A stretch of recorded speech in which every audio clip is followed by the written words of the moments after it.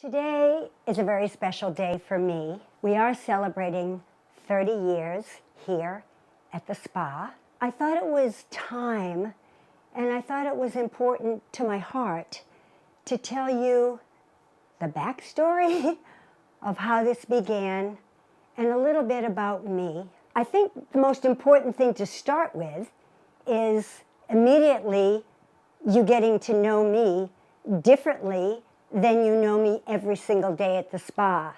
The Lane Spa was the most significant accomplishment for me, except one other event in my life. July 15th, I celebrated 40 years of continuous sobriety. So when I say that to you, you automatically know so much about me. Most people know many people that suffer with addiction. Alcoholism is a disease of denial. For me, to drink is to die. But most of you know, I love the Lord, and He stepped into my life. And I want to tell you what transpired with my walk with God. After coming out of the treatment center, life was very difficult. Monetarily, I wasn't married. Crystal was 2 years old. I had basically nothing, nowhere to live. I got to a point in my restaurant business career where I knew that just wasn't where I was supposed to be. After a meeting one day, someone came up to me and said, "You need to get on. You need to find something that you're passionate about to support your family and to walk out in newness of life." And I said, "Where in the goodness gracious sake would I do that?" And he said, "There's a place called Goodwill Industries on 45th Street, and they have vocational rehabilitation there. Go there. Tell them your story. Tell them that you broke your back in a drunk driving car accident. Tell them that you are a single mother. Tell them that you also went to a treatment center for drug addiction and alcohol addiction, and that you're seeking a new career." I did go. I went for a solid week. It was I gained a lot of humility, I'll say it that way. You build blocks, you write sentences, they see what you can do vocationally. At the end of that week, they asked me what I would like to do. I said I would like to become a massage therapist. And they immediately said to me, "I'm sorry, that's in the adult entertainment business. We cannot support that." I left, I was defeated, I prayed. Nothing really seemed to happen. A couple weeks later, I get a phone call. Her name was Sylvia. I remember her. She said, "Marcia, I can't explain this to you, but I'm calling you to let you know. First of all, we had a meeting about you, and we have decided not only to educate you, we will pay for your schooling, but we will pay for half your rent while you're in school, and we will also pay for your licensure and your first massage table." Well, I said, I'm going to show up. And I did. Massage therapy school was difficult because of everything from the past. And as you know, the wreckage of my past, I still hadn't caught up with cleaning the street, if you know what I mean. So with that said, the last day of school, massage school, you had to raise your hand and tell them what you were going to do after leaving school. And I said to them, "I'm going to do this." And I described the Lane Spa. The teachers came up to me and they said, "We need to speak with you in private. First of all, just get a job. Second of all, you're really not that smart. Third of all, you don't really even have a job right now. You have a small child, and you also have a malady with your back and addiction on your side. Get a job, stay centered, and move on." I left. I did. I got 7 jobs, but that's my personality. I worked everywhere. I did everything I possibly could. I loved the massage business. I loved everything about the therapy.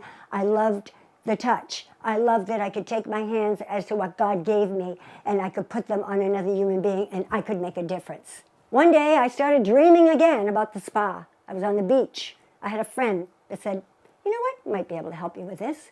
Everybody I went to said, "Don't do it, don't do it, don't do it. Don't you understand? You don't have it." But God said, "Keep walking, keep focused. I've got you." What happened? I had no computer. I wrote a Minnie Mouse business plan.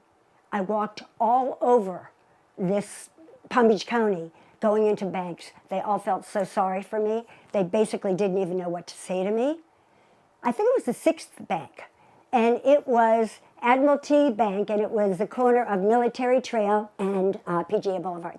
I walked upstairs, fancy office. A gentleman came in and looked at me, said, "State your case." I told him what I wanted to do. I want a loan because I'm going to open a spa, and this is my story. And he said, "Could you please excuse me for a minute?" I said, "I sure can." That minute was like 10 days for me. He came back in, he said, "You know, I don't know why I'm going to do this, but do you know what an SBA loan is?" And I said, "Not really, but I'll take it." Got the SBA loan. Of course, I agreed to $35,000, which wasn't barely enough to start a business. I left there, I got a real estate agent, and I looked and I found a place. And we're here right now. It was what I call a dead office space. There was no life in this space. There was no healing, no aromatherapy. There was no energy in this place. It was 4 little rooms. I talked to somebody, see if I could do this. I did the deal.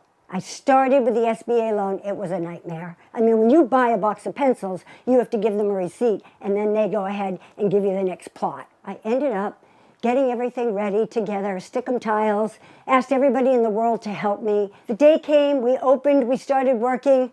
Sure, I was working right in this room. But it's a business. It's not just about me doing massage therapy. I hired a couple of people. We worked and worked and worked. The front desk kept trying and trying and trying to get business. So what I did was I ended up putting the payroll on the credit card and prayed a lot and tried to figure out what in the world I was going to do. And I kept trudging and trudging and trudging and trudging, knowing that I was not going to be left behind, just knowing that I had to show up for life. I had this person, I'll say, won't mention the name, and this person was a client of mine. They really loved my work. They came every single week. They sat me down one day and they said to me, "Marcia, you are going to be very successful and you're going to need to expand. You need more room. There's room next to you that's empty. You need this." I said, "I can't even make the rent. It's $898. I can't even make the rent." The person heard my story and they left. Around Christmas time, they came back, the spa was closing, and the person said to me, "Not only did I buy this unit, but I bought the other 2 units for you. No strings attached. When you're ready, you're going to go ahead and expand. And you are going to be the success that I know you are. You're going to be here over 20 years. That made no sense to me. 2 years went by, nothing happened. I was still struggling. All of a sudden, one day, I was doing a treatment, and the lady, she had cancer. She came out after the treatment. She said, "Marcia, you need to expand here." I said, "I know, but..." She wrote me a check for $35,000. Now, in 1998, that was a lot of money. She wrote me a check for the $35,000, and I went ahead. I called my new landlord that I had, obviously, he had purchased the bays for me, and I said, "I'm ready. I'm ready to go ahead, and I'm ready to expand." Got the construction company. It all happened. I expanded. Things were going pretty good. Then all of a sudden, one day, I'm at the front desk, and this man walks in. Tall man, dressed in a suit, sucking on a lollipop. I said, "Hello." He said he was looking for somebody else, but he was really looking for me, because that is now my husband, Jay Hennessy. We met, we walked the beach, we got to know each other, and he always said to me, "You have such a passion for what you do for a living." I wish I had that passion. Lo and behold, long story short, things go together, and we were a couple, and yes, we did get married. But in between there, he had a job change. And I had to admit, I was not the marketer. I was not the advertiser. I was not the scheduler. I was not the money girl. I would have spent the money. He knew how to do this. So he said, "May I help you? Maybe I would receive that passion that you have." That's the way we began the second phase of the Lane Spa. We worked really hard. I have to take a minute and go inside for a minute. Things happened here were horrific in this very building. I have overcome betrayal. I won't go into the story, but I could never have done it alone. I've overcome cheating and stealing. I'm talking about this blessed place that I work right now. We overcame disasters that happened here. I mean, I had a flood where the insurance company was like, we'll do this once, but never again. Of course, you know, COVID-19, we overcame that too, one step at a time.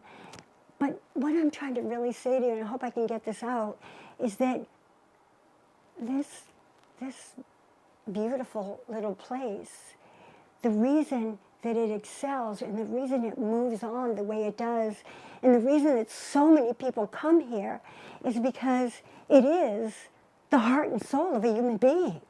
It is trudging the road to happy destiny. It is prayer.